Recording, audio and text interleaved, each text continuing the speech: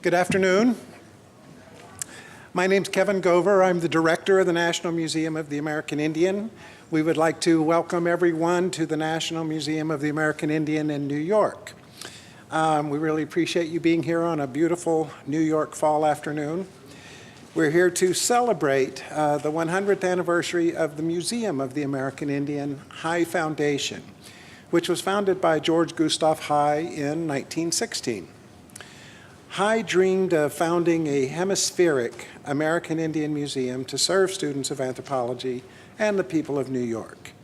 The museum he founded served those constituencies and others until 1989, when Congress passed the act to create the National Museum of the American Indian and transfer the collections and assets of the High Foundation to the Smithsonian Institution. Thus, the Museum of the American Indian was very much the predecessor of the National Museum of the American Indian and the source for the majority of NMAI's current collections, including objects, historical photographs, and archives. These collections were of tremendous significance to George High as records of Native lives, and the title of the symposium is drawn from a letter he wrote to his friend Joseph Kepler in 1948. High wrote, "They are not alone objects to me, but sources of vistas and dreams of their makers and owners. Whether utilitarian or ceremonial, I try to feel why and how the owner felt regarding them."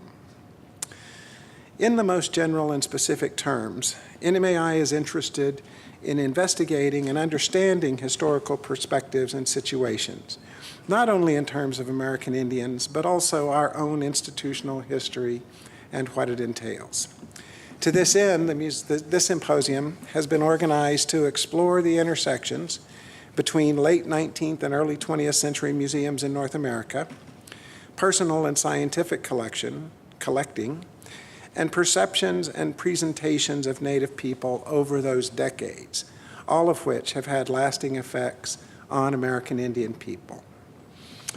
In their presentations this afternoon, our speakers will address these subjects using different bodies of resources, research material, to help us understand the complex contexts of the 19th and early 20th centuries and examine how these circumstances set the stage for the creation of the Museum of the American Indian as an institution dedicated to the Native peoples of the Americas.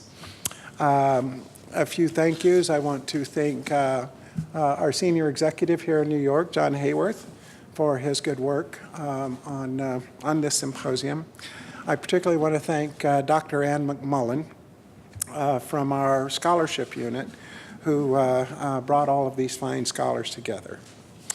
Finally, it's my pleasure to introduce Dr. Frederick E. Hoxie, Swanlin Professor of History and American Indian Studies, University of Illinois, and a founding trustee of the National Museum of the American Indian, who will be our moderator this afternoon. Welcome and thank you for being here.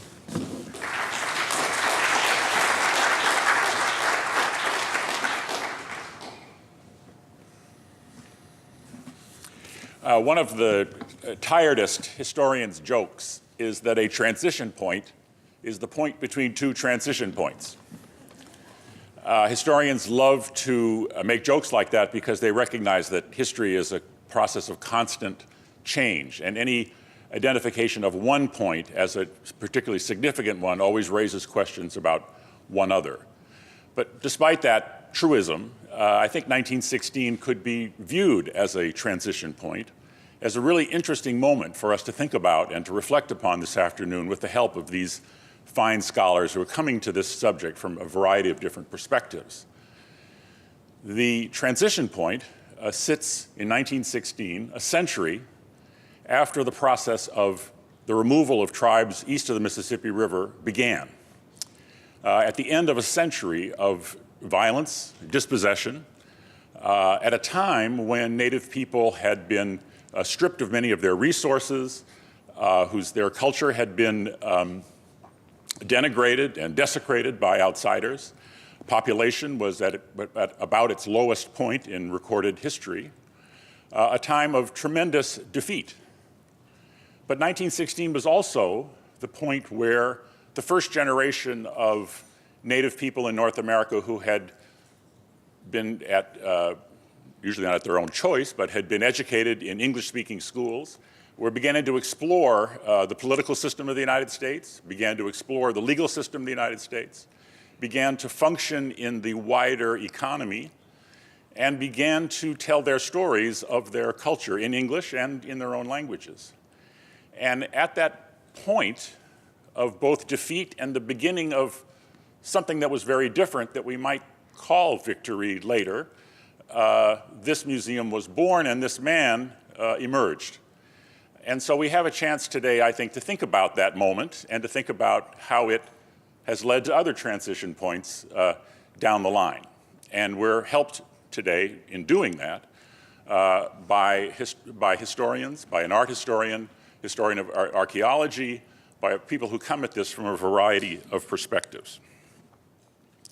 My notes tell me, though, before we begin, that we'd like to have everyone just double check to make sure your cell phones are turned off so that we won't have any interruptions, undue interruptions. Also to remind you that we are going to have time. My main job this afternoon is to be the timekeeper. So, and one of the reasons I'm going to be the mean timekeeper is because we want to have time at the end for your questions and for some discussion. So if you have questions that occur to you as the speakers progress, please jot them down or note them, and there will be time for you to ask them at the end of the presentation.